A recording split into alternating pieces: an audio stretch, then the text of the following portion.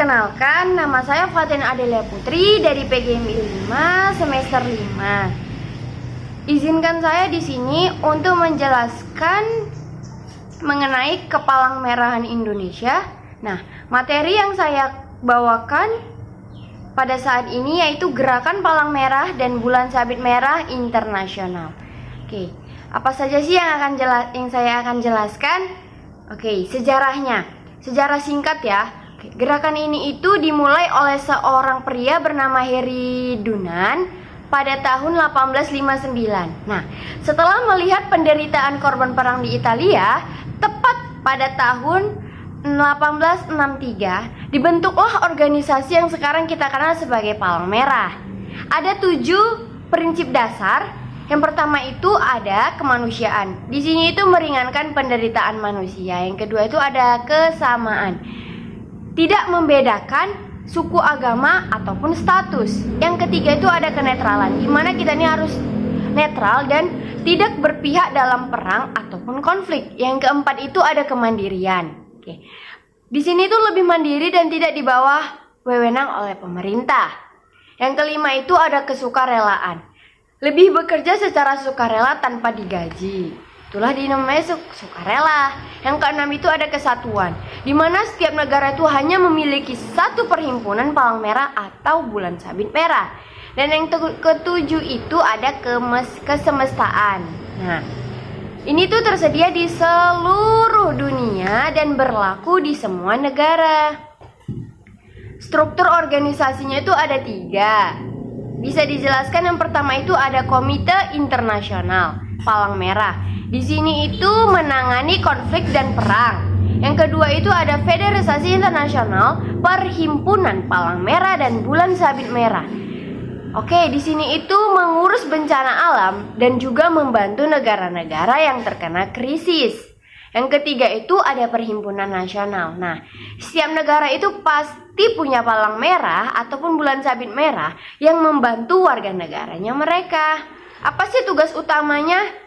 Oke, tugas utamanya itu membantu korban bencana alam dengan makanan, air, dan bantuan medis.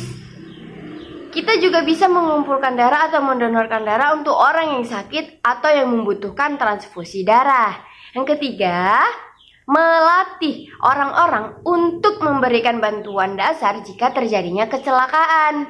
Yang keempat itu mengajarkan masyarakat tentang cara menjaga kesehatan dan mencegah sebuah penyakit. Jenis-jenis simbol itu ada 3. Oke, simbol dari palang merah itu biasanya digunakan di negara yang mayoritasnya Kristen. Kalau simbol bulan sabit merah itu biasanya digunakan di negara yang mayoritasnya Islam. Nah, ini jarang sekali sih kita dengar kristal merah. Nah, kristal merah itu sebagai simbol alternatif jika negaranya itu tidak ingin memakai simbol agama. Oke, selanjutnya itu materinya. Selanjutnya itu ada peran dan konflik. Peran dalam konflik dan perdamaian. Apa sih yang bakal kita bahas di situ? Oke, yang pertama itu bantuan kemanusiaan yang diberikan kepada korban perang, tawanan, ataupun yang sedang mengungsi. Yang kedua, bagaimanapun juga gerakan ini itu berupaya untuk mempromosikan perdamaian dan rekonsiliasi pasca konflik. Nah, selanjutnya ada apa sih kolaborasi internasional? Apa aja sih di dalamnya itu? Oke.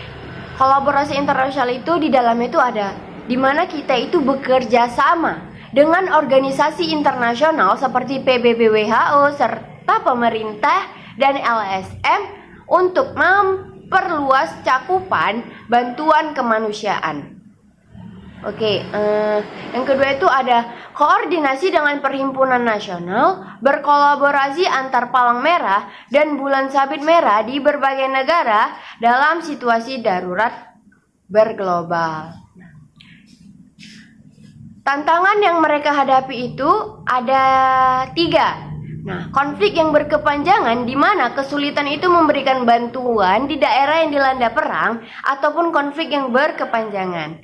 Selanjutnya, bencana alam yang semakin sering dampak dari perubahan iklim itu terhadap peningkatan bencana alam. Yang ketiga itu ada penghormatan terhadap hukum humaniter. Dalam tantangan ini memastikan pihak-pihak yang berkonflik mematuhi hukum humaniter internasional.